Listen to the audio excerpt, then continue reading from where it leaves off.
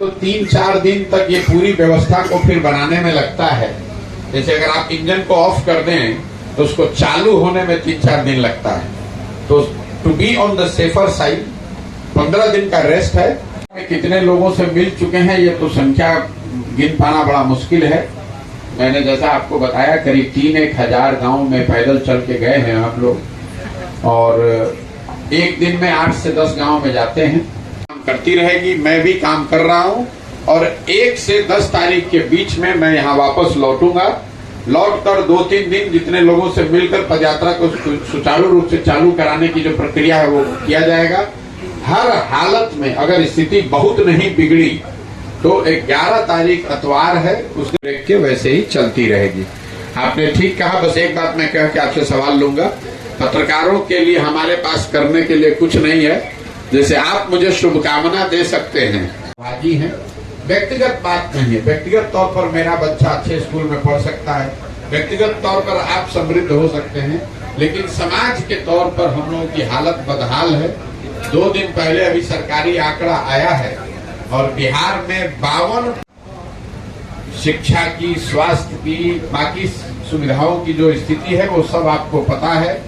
इस पूरे पदयात्रा के दौरान करीब 3000 गांवों में अभी तक मैं पैदल गया हूं। उसका अपना अनुभव आप लोगों के माध्यम से साझा भी किया है।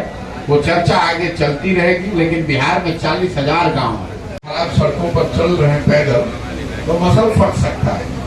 तो डॉक्टरों का अपना एक अनुमान है कि इसको दवा और इंजेक्शन से ठीक करने के साथ साथ ये जरूरी है कि 10-15 दिन का इसको आराम दिया जाए।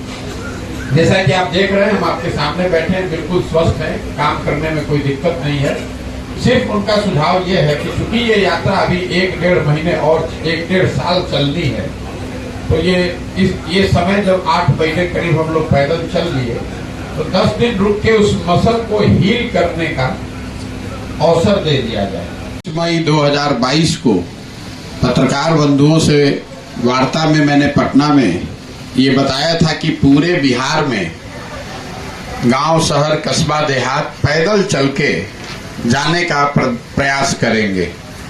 उस समय का अनुमान था कि 1 से 1.5 वर्ष में करीब 3,500 किलोमीटर पैदल चल के इस काम को किया जा सकता है।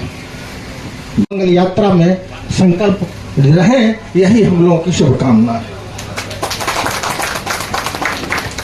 नमस्कार, बहुत बहुत धन्यवाद आप सब।